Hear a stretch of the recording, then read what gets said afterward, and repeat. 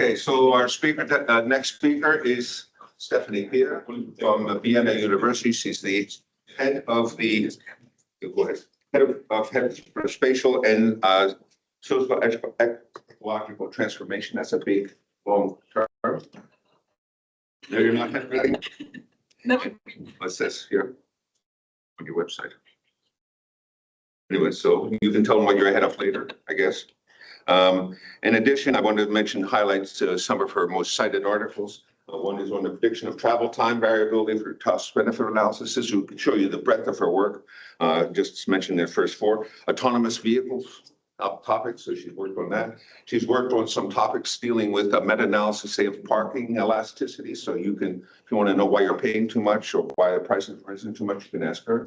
And another one is dealing with the route choice destination model, as we saw earlier with one of her students, which was quite a good endeavor for a master's student, I might add. Even though I was a little critical, my point is it was quite a good piece for anybody. It's a good starting point.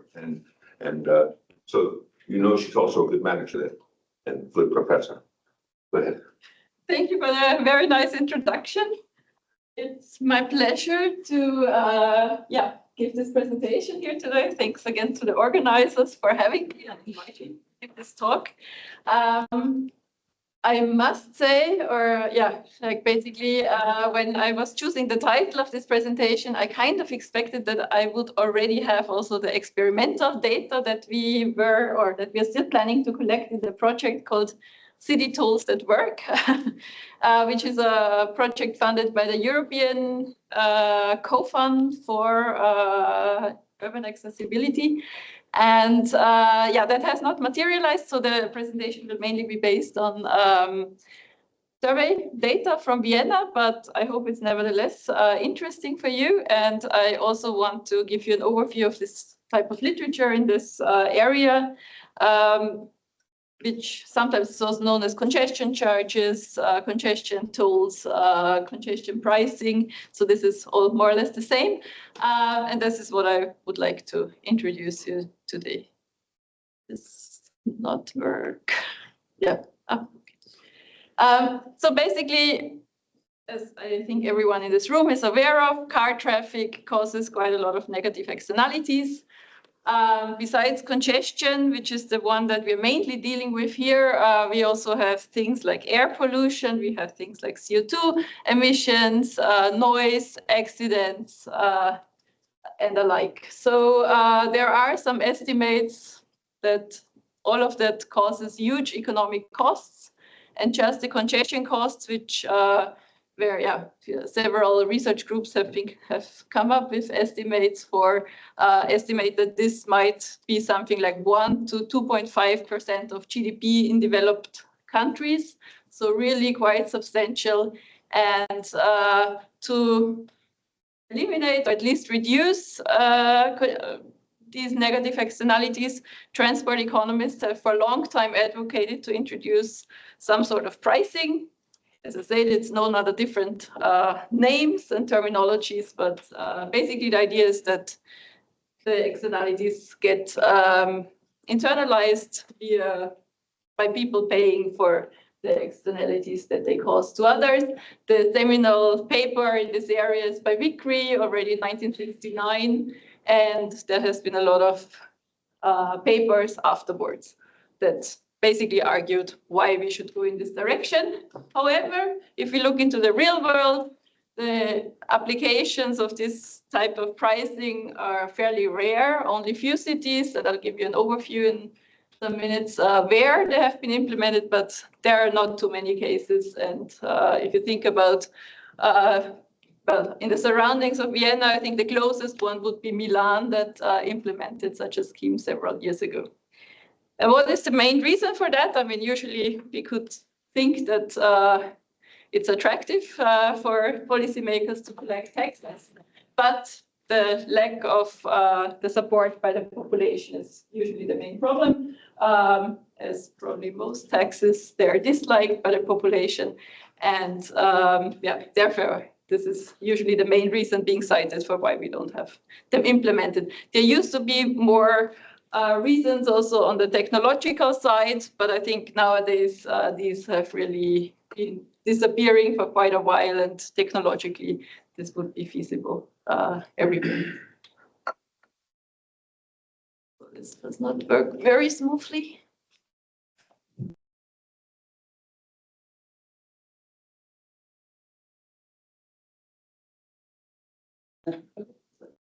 Jump forward.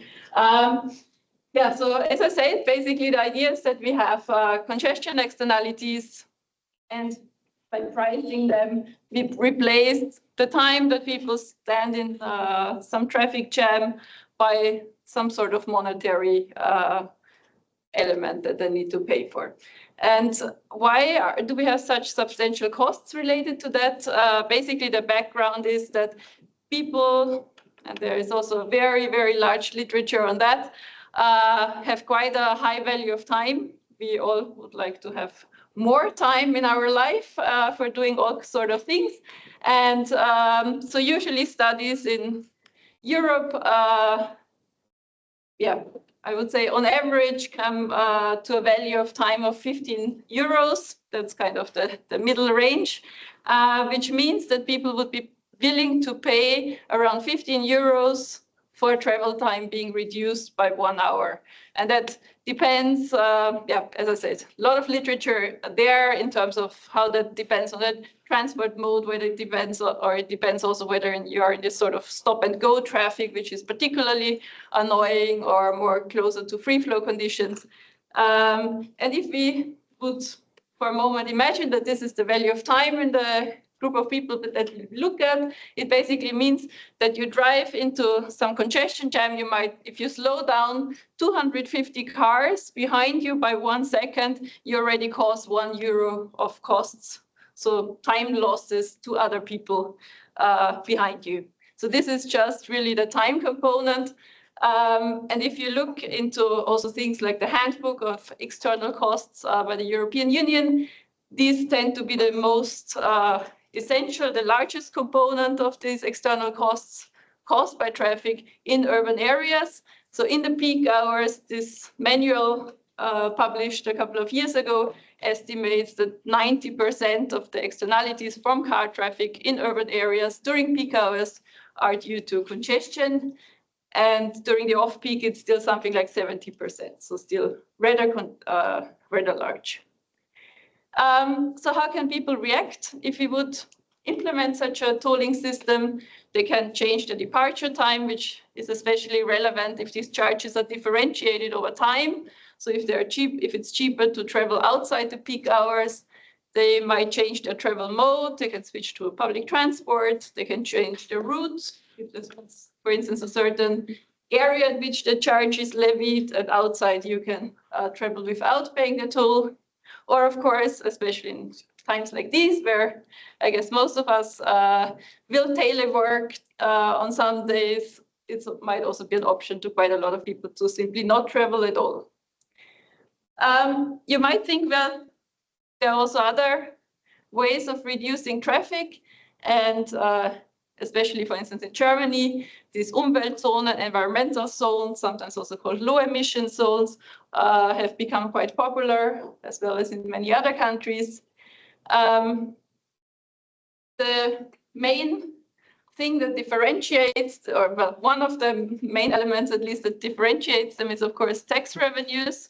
If you have congestion charges, you will get tax revenues, and you can use them to reinvest, for instance, reinvest the revenues in more sustainable transport options.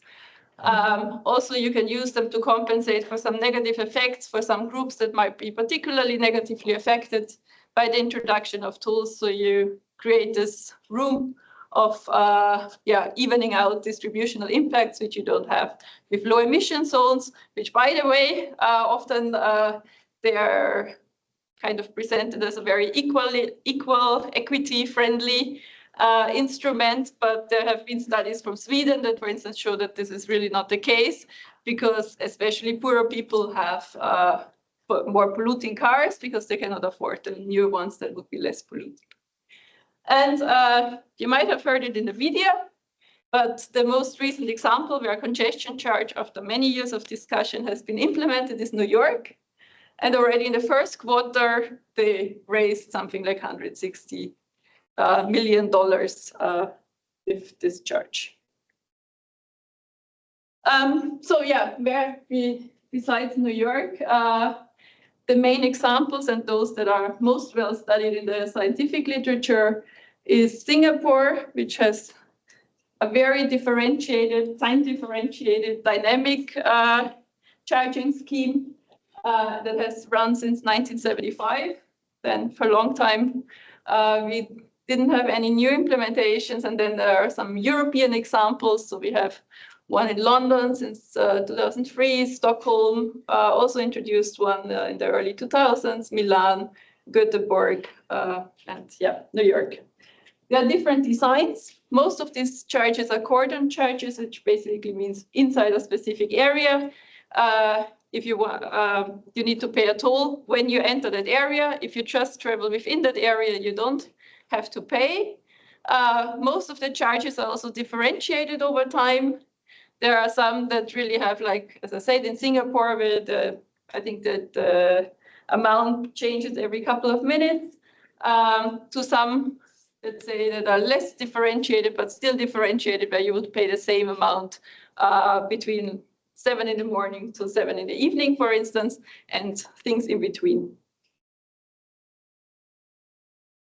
So given that I'm speaking about the relevance of tolling, I would also like to say a few words about what I believe is the future of tolling already. I think there is some arguments that one can make, and we summarized that in a paper published a couple of years ago, why tolling might become more relevant in the future. One of them is related, one of the reasons is related to electrification. So we will see an ongoing electrification of the car fleet. And sorry for the German figure, there was no corresponding English one.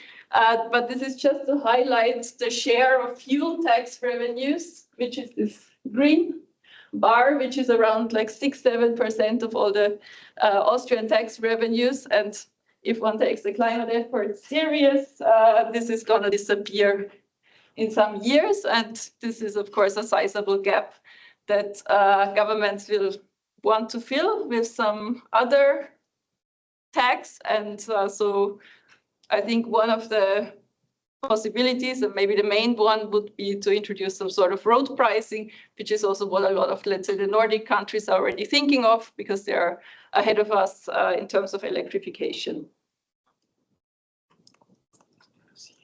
And the second reason, where we also did a small study several years ago,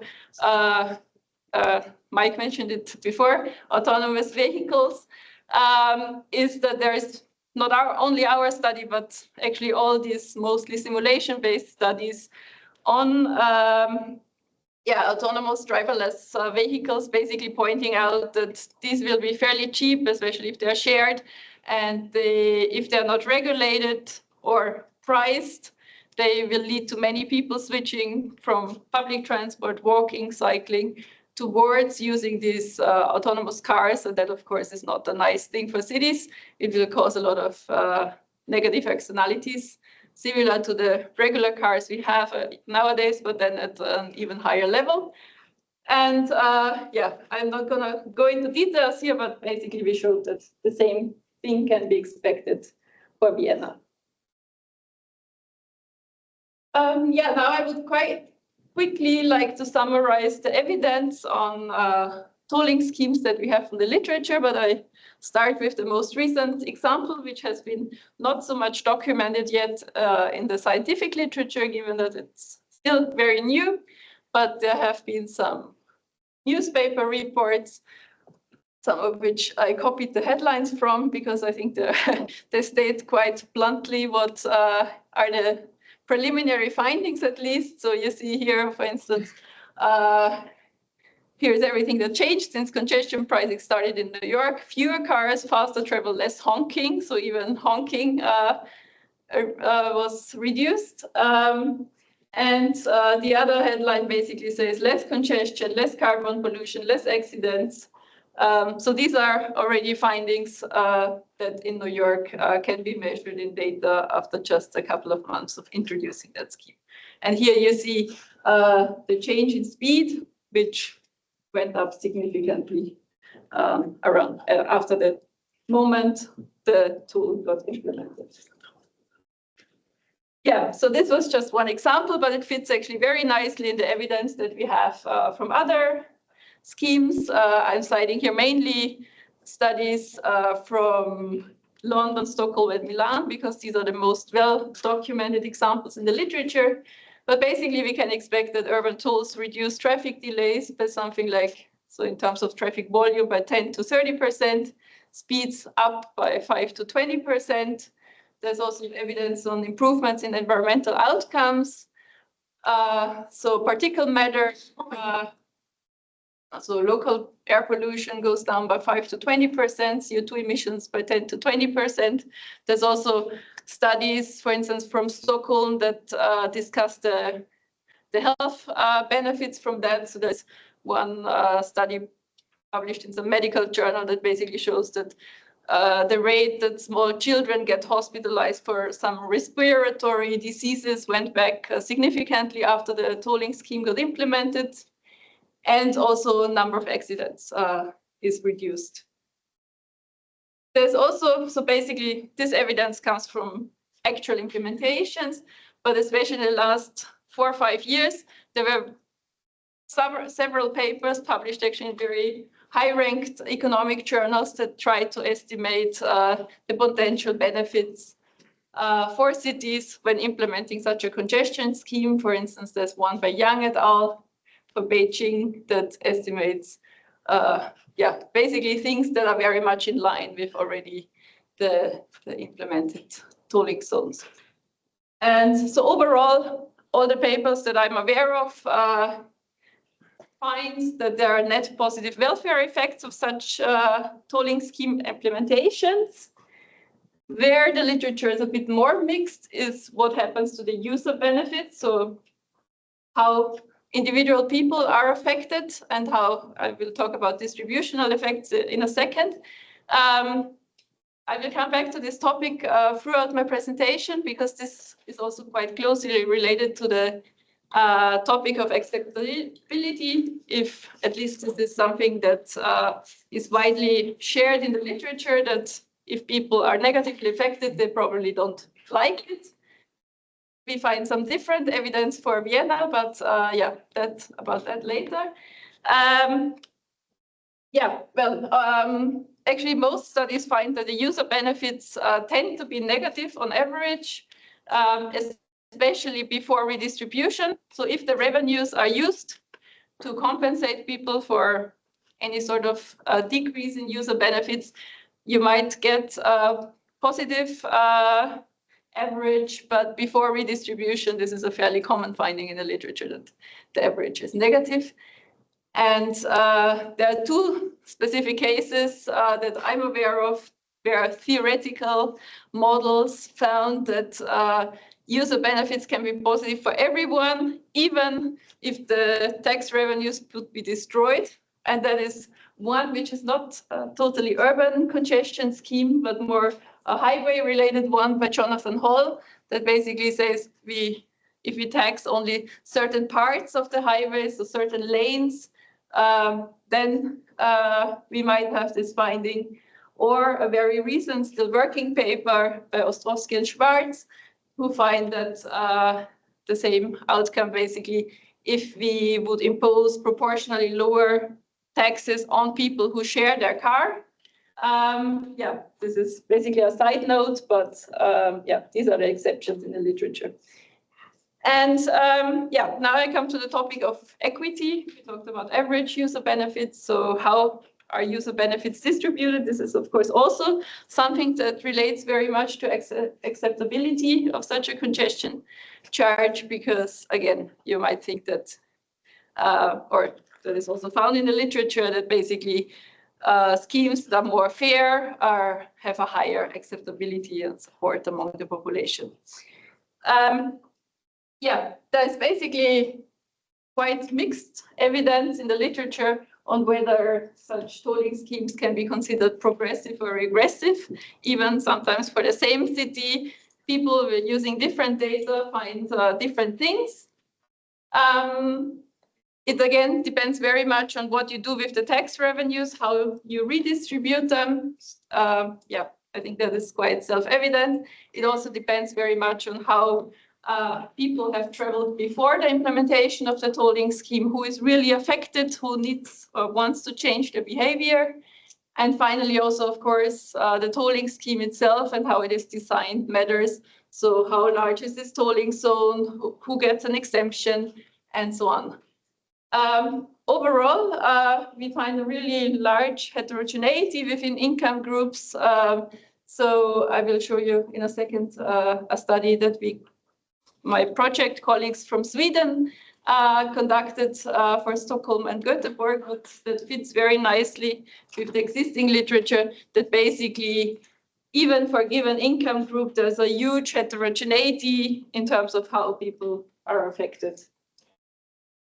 And this is the evidence that our colleagues from Sweden, Maria Björnesson and Nana Fukushima, found. It's still also a paper. I don't know if you can see it that well, but basically this yellow-orange dots indicate the average toll amount that is being paid for a certain income decile. So 1,000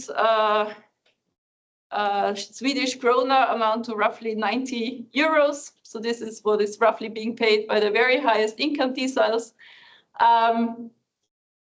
You see that basically the low income deciles basically pay almost nothing. And I think I forgot to mention that this is the charge per year. So the Swedish state registers what people pay in terms of the toll. So there's a sort of system. So these are data for all of Sweden, every person registered in Sweden.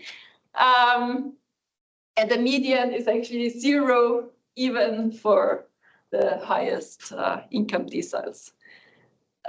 They also plotted the Lorenz curve, which basically shows that the tolling scheme seems to be slightly progressive for lower incomes and a bit more on the regressive side for higher incomes. So very much fitting with the existing evidence that maybe if you talk about whether a tolling scheme is progressive or regressive, income is not the right reference point because it simply matters so much where you really need to travel, where is your work, how much public transport access do you have, and so on. So these seem to be the more important factors.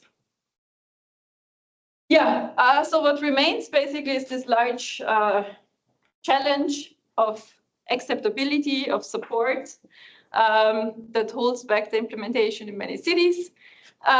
What has been done so far, there has been a large number of studies that looked into support of tolling using some sort of survey data, usually fairly generic questions, with tolling schemes also being defined in fairly generic terms.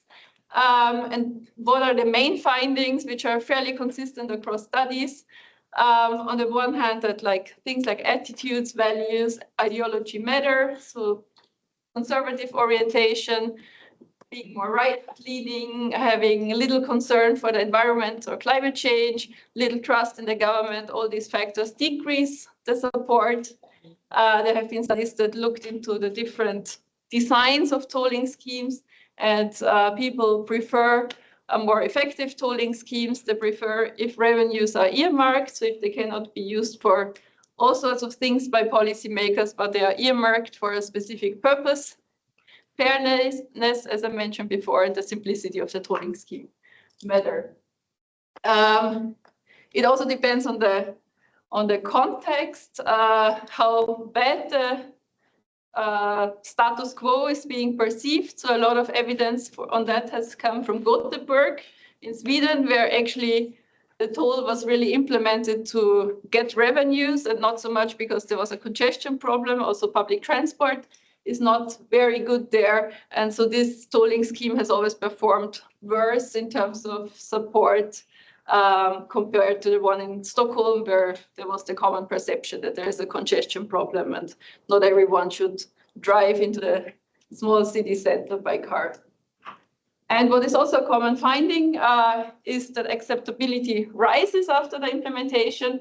Maybe some of you have heard of this finding before. It's quite prominent in the literature that, and the main studies on that come again from Stockholm and from London, where basically it was found that the support for the tolling scheme was much lower before the implementation compared to 1 year after, which the theoretical literature mostly attributes to uncertainty, that certain positive effects like travel time savings, cleaner air, and so on are not salient enough.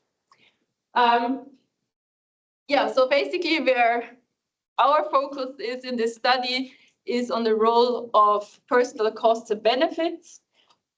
Some has been discussed a bit in the literature,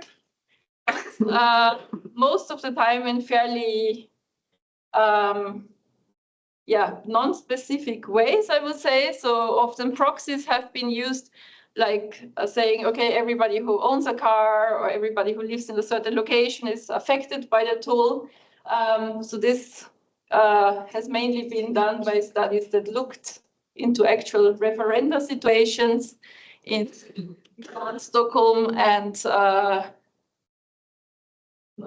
urban areas in Norway. And these studies, of course, have anonymous data on how people voted in those referenda, but they cannot say anything about the type of attitudes that people have, simply because these data are not anonymous and then aggregated over certain voting districts. And the other thing that I want to make a reference to in our study is the theoretical economy, political economy literature. There have been several, at least in the transport economics literature, quite prominent studies that looked into why people support or not support the toll, how tolling schemes should be designed, that they find a majority among the population. And their usual starting point is that people who experience net costs from the tolling scheme, they will not vote in favor of it, they will be against it. So they make this classical, very well-known assumption in the economic literature. It's that people are simply driven by their own costs and benefits. And basically, this is what I would like to focus on in the evidence that I show you for Vienna, which, to already summarize the results, suggests that these personal costs and benefits don't play such a big role. So where does our evidence for Vienna come from? It's based on a study that was conducted last year. We have a sample of a little bit larger than 1,000 persons that come from Vienna and surroundings. The condition for being still considered to be in the surroundings was that both with the car and with public transport, people from a specific municipality should be able to get into the city center within 1 hour. We have a sample that now consists of like 85% living in Vienna. And if you compare it to register data, it's largely representative. We have a bit of an overrepresentation of the working population, but that was what we also wanted, because of course, a main focus of this study is on commuters. And the other thing that is also unfortunately quite common in this type of survey is that we have a small underrepresentation of people with very low education. It's usually hard to find for this type of surveys. What are our main contents of the survey? So we did 2 choice experiments. One is a sort of a policy choice experiment. I will show you a screenshot in a second. And the other one is a behavioral stated preference experiment, where people basically decide between different departure times and transport modes. And then finally, we have something that is closer to the existing literature, which are these hypothetical questions on how people would vote in a referendum. And besides that, we have the standard question on socioeconomic variables, travel-related variables, attitudes. But before that, maybe do we actually have a congestion problem in Vienna? I would say arguably yes, and I was almost a bit surprised that we rank fairly high, still in the top 10 of cities in Europe with a population of higher than 800,000. And so in that list of cities, we rank the 9th place out of 46 cities. So yeah, it seems that there is a congestion problem, and I will not talk about our data. So the bar chart is basically our departure times indicated in the survey, but maybe what is quite interesting is the congestion pattern that we also got from TomTom, which indicates that we have quite a high steep increase of travel times during the morning peak, and then travel times stay relatively high for the rest of the day and only drop down to a lower level, let's say around 7 p.m. Okay, so maybe is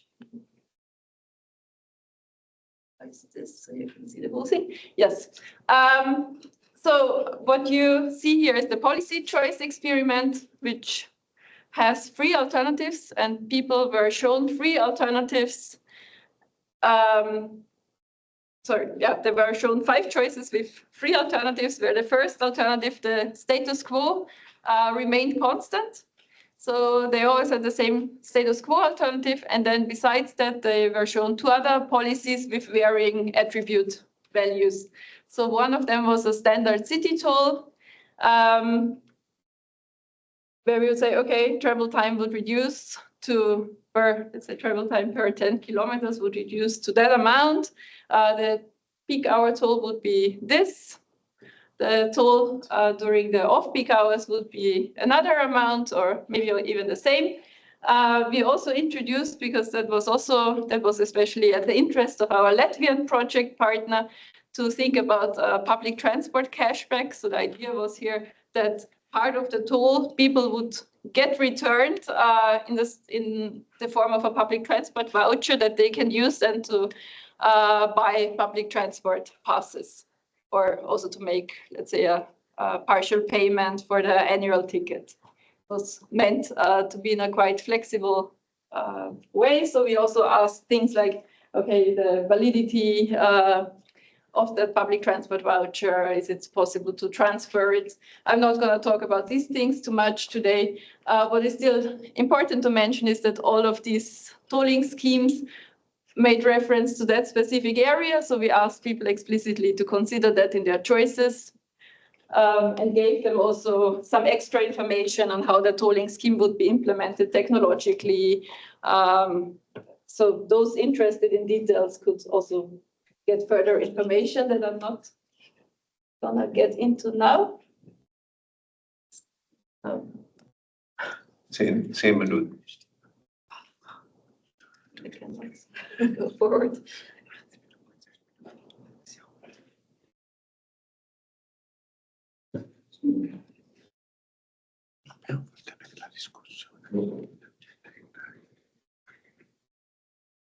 Yeah, that is strange.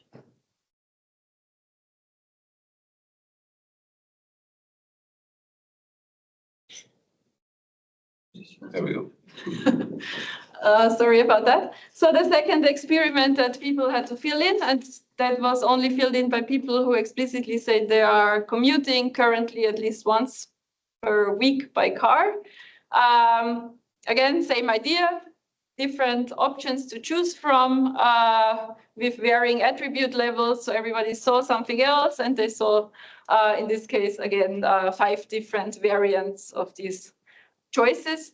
Here, we showed them the option to still keep going with their mode of preference, or well, some of them were quite heavy car commuters, but yeah, they still had the option to travel by car.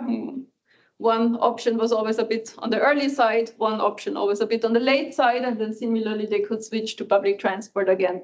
2 options, one a bit early, one a bit late. Actually, we pivoted what they saw around the preferred arrival time that they stated in the survey. So if somebody said, I like to arrive at 8, then let's say 7:30 was the early variant and 9:30 could be the late one. And finally, the third kind of main data element in our survey was this referendum questions, where we asked people, again, or now in a generic way, if they could imagine to vote in favor of implementing a tolling scheme under specific scenarios, how the tax revenues would be used. And here we differentiated between tax revenues being reinvested in sustainable public transport or sustainable mobility options, mainly thinking about public transportation. That revenue use is at the discretion of politicians. Revenues are uniformly distributed, redistributed to the population. And finally, this cashback scheme comes back, where we basically say that at least parts of the collected revenues are returned to the drivers, in this case, the ones who paid the toll, as public transport vouchers. And they could choose between, yes, definitely, I would vote in favor of that, probably yes, probably not, definitely not, and I cannot decide. Here's some descriptive statistics of our sample, only very briefly, but we have around 80% of people holding at least a car or motorcycle license.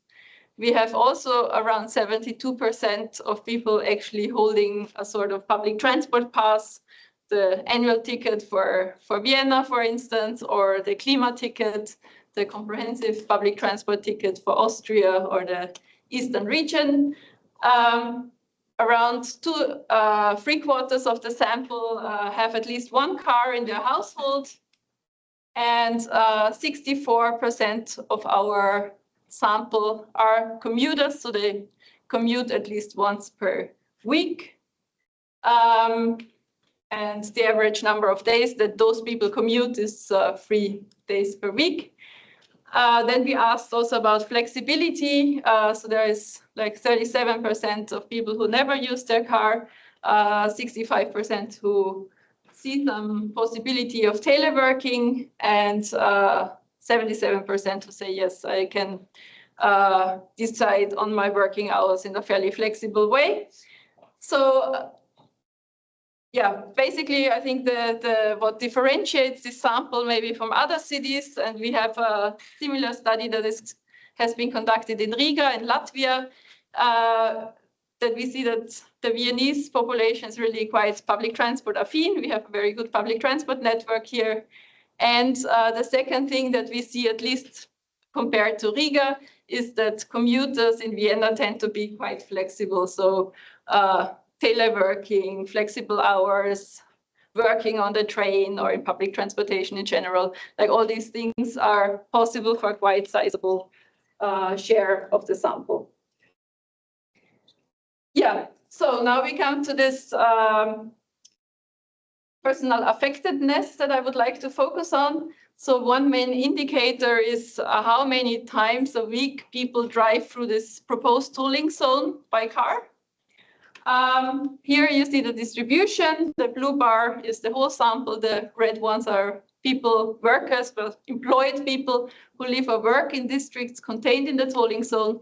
And you see that 47% do not, do never, or on average at least, do not travel into this zone in a regular week. And then we have quite some people who travel there once or twice a week, and fewer who travel more than that. And yeah, maybe interesting to know is that among those who pass into the tolling zone at least once per week by car, 41% of them live in the districts which are contained in the tolling zone, and 40% work in districts which are contained in the tolling zone. 5 minutes. Okay, then I have to hurry up. Yeah, this is basically some descriptive on how people made their choices in this policy choice experiment. We came up with 3 segments. of people, those who strongly are in favor of tolls, so who consistently in our policy choice experiment and this referendum question were in favor. Then 18% who consistently said no, this is nothing that I can imagine ever voting in favor of. And then we have a fairly large share, around 70%, who vote context dependent. So depending on how high the tolling amount is, depending on how the revenues are being used, they basically adapt their votes. Yeah, this is not something that I had imagined to come out of that, but basically the number of weekdays that a person crosses into this tolling zone by car does completely not matter for the membership in this group. Also, the perceived frequency of being stuck in traffic when commuting by car had not that much of an impact. So even the people who say, I'm always stuck in a traffic jam, very few people are strongly in favor of a congestion toll. And yeah, similarly, indicators like how many days a person commutes by car, number of vehicles in the household, you see a little bit of heterogeneity, but basically not much happening there. Where we really see the differences of this type of value, attitudes, questions. So for instance, trust in local government. You see, if you have no trust in the local government, then the likelihood that you are against the introduction of a tool is very, very high. And you really see this pattern. Similarly, concern about climate change. If you're not concerned about climate change, you're also likely to not really be in favor of having a tool being implemented. And to summarize this kind of anecdotal evidence from a couple of questions, we ran ordinal logic models, and basically you can see here that the explanatory value of models that include attitudes is much, much higher. And basically the blue line indicates when we add up all these different variable types, so once we have added the attitudes, all the other variable types don't have any explanatory power. And that even holds for people who are commuters. So even there, when we add commuting relevant variables, for instance, preferences that come out of the stated preference experiments, where we ask people to make their choices, and we could derive their value of travel time saving, which is actually around 17 euros per hour. There's value of being earlier or later than the preferred arrival time. So all of that we throw in the model, and again, the attitudes, values, however you want to call it, beat everything. We also looked, of course, into the outcomes of our policy choice experiment. And I'll show you two figures on that, where the yellow area would be that area that indicates here we have a majority of people who are in favor of a tolling scheme. And basically the tolling schemes that they would like are the ones that have a very low toll. So a 2 euro toll is the red line, and a travel time reduction of more than 5 minutes, which is not a reasonable range. So there has been no tolling scheme among those that have been implemented that has that sort of impact. So you can reach travel time reduction of like 5 minutes on these 10 kilometers, but for that you will need a toll that is more in the direction of 6 to 8 euros. I will jump over this for the sake of time, but basically here, similar story. They want to have almost all their money back in public transport vouchers in order to, again, have the majority. So it seems based on that it's not a recommended way for politicians to make the tolling scheme as cheap as possible, because it will also be ineffective and very likely you will not get a majority through doing that. What matters more is the revenue recycling. So you see here that for our data, at least with this cashback mechanism and the green transport investments, we would get a majority, at least by some margin.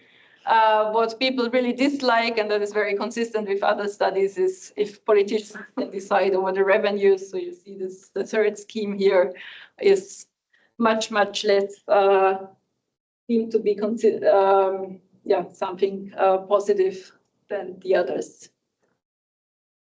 And finally, fairly descriptive evidence, and probably also biased through the hypothetical nature of survey data, but basically we also ask people about, okay, what would make you more likely to vote in favor of a toll? And many of them actually say something, or at least choose some of the options that we proposed that would be in the line of public transport improvements, so improved punctuality, more parking spaces close to public transport, increased service frequencies. So all these things rank very highly, where people would say, okay, if that would be implemented, I would be more in favor of a tolling scheme. And basically this blue bar here indicates this middle segment, so the ambiguous ones, and you see that they are consistently higher, so they are more in line with the thought of, okay, if there is some improvement in some of these dimensions, I would change my opinion very much, consistent with how we thought about this group, that these are the ones that kind of decide on how much they like the tolling scheme, depending on the context, how it is being implemented, what complementary measures there are. So to conclude, we find that a relatively small share of the population is heavily affected by the toll. So many only travel into this toll 1 or 2 days a week, and actually there are many who never travel in there, almost half of the population in our sample. The literature very much suggests, or at least this political economy literature suggests, that personal benefits and costs are the main reason why people are, or how people decide whether they do support such a tolling scheme. And here we see, and I hope this was fairly convincing, that attitudes and ideology values matter much more. This is what I would consider as the main finding we have here. And we have relatively small shares in the population that are very much in favor or very much against the toll, but we have a large segment of the population that is actually inclined to vote in favor of the toll if, for instance, revenue recycling happens in a way that they favor, if complementary measures are being introduced. And I would say the main limitations of the study is that so far we only have this survey data. We are currently working on implementing this additional experiment, which turns out to be difficult to find participants for. And in terms of external validity, of course, we now have evidence only for one city, but we have this other very similar study in Riga, and when we compare the findings, they're actually fairly similar, just that Riga is a more car-prone city, which has a bit of an impact on acceptability, but not too much actually. And in terms of implications, I would say, for policymakers, maybe our paper is actually fairly good news. Acceptability is not super low. It's not like 10 or 20%. These are only the people who really don't like it at all, but we have a large margin of people who might be inclined to vote in favor with specific designs. And in an academic way, I would say, basically our results really contradict the main assumption of many political economy models, where as economists, we kind of naively usually assume that personal cost benefits are everything. And this is something that I think we should reflect on more.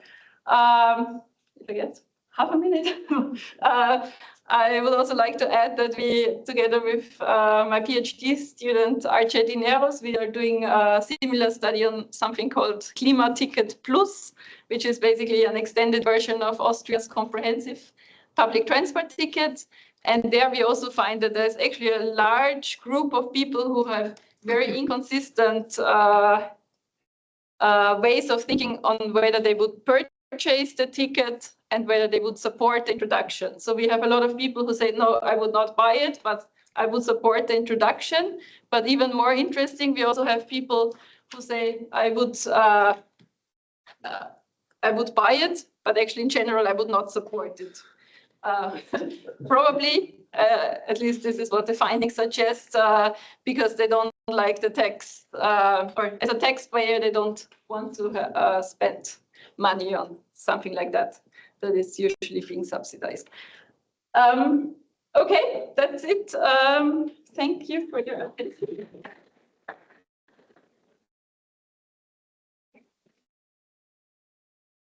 The only reason I was trying to hurry up is because, the rabble here might want to go to lunch and they probably want to ask some questions.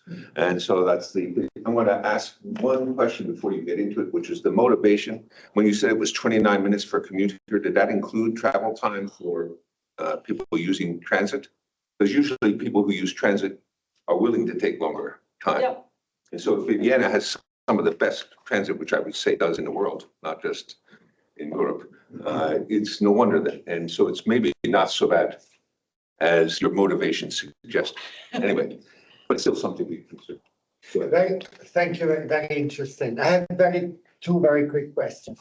How is the parking regulation and parking costs accounted for in this kind of studies? Because they may change the picture. Okay, and yeah, that was my question.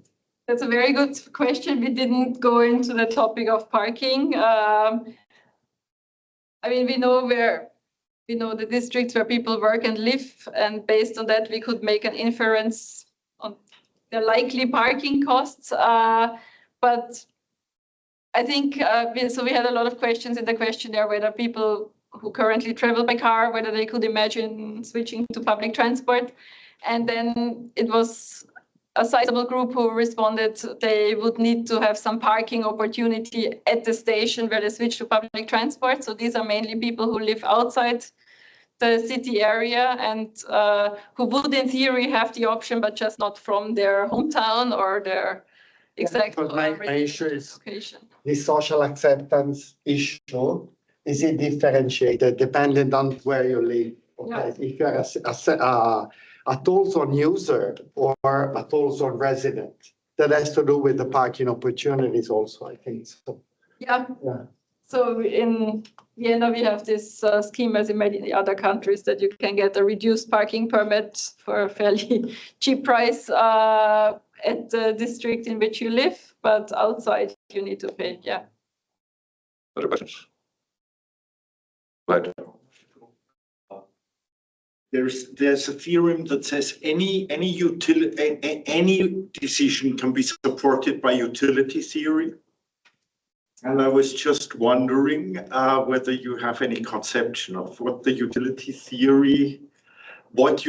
function would support this kind of decision behavior, especially with the Klimaticket. I think one would have, I mean, in abstract terms, I think that one could phrase it as a sort of a disutility from deviating from your preferred values. So I think it's nothing that you can easily monitorize in that sense, but people, I think, experience some type of disutility from having something implemented, for instance, that does not align with what they believe in. I think this is the thinking direction that I would go. Okay. Just a curiosity, is there any studies that also relate to the selection of the residential locations?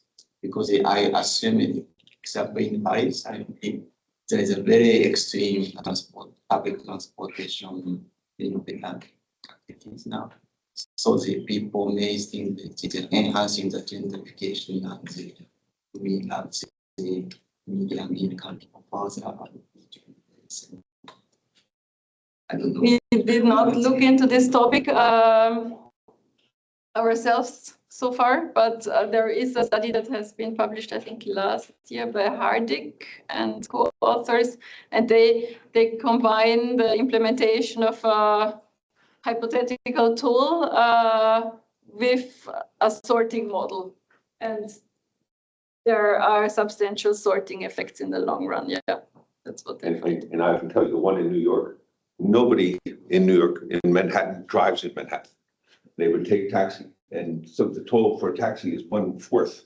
The new toll is 1/4 it was for a regular person coming in. So, but otherwise, people take transit. In fact, their improvement, because it used to be crosstown traffic to get from Penn Station to the UN building, for example, you could walk faster than you can take a car. And it's about, Like paper. 2 kilometers, so it's, you know. Ostrovsky, I don't know if you know that paper. He looked into, he has data for New York that shows, for instance, a van driving into New York, into Manhattan, and then it makes like on average, I think something like 20 stops. Yeah. and it makes the toll once. And the thing is, New York already has kind of a congestion toll because all the bridges and tunnels also are charged. They're $9. This is an additional $9 below 61st Street, but taxis only pay $2.75 for a ride. So when you go next time, if you take a taxi, it's $3 extra, at least approximately. Other questions? Go ahead. In general, if you compare tolls to parking fees for public parking space, what do you think is more effective in reducing traffic and speeding up the traffic?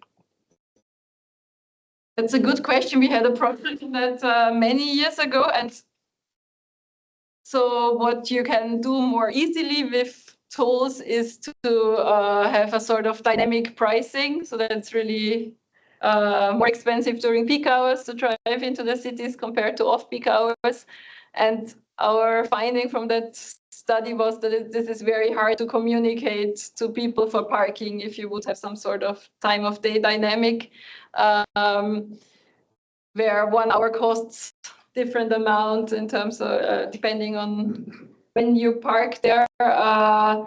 So basically we saw a little reaction to these time differences when we did a pricing experiment back then. In general, also if you look into the literature, I think parking pricing, they are usually politically easier to implement. They have been around for a longer time. They don't require a lot of technology. They are fairly cheap in terms of implementation. So for these reasons, it's usually considered a fairly good substitute for congestion charges. But this, let's say, peak traffic, which causes the highest externalities, that is usually not really taken care of in a very, let's say, precise way. You will get a reduction in that traffic as well, but not to the same extent or with that extent of efficiency as you would get with a congestion charge that varies really depending on the time of day.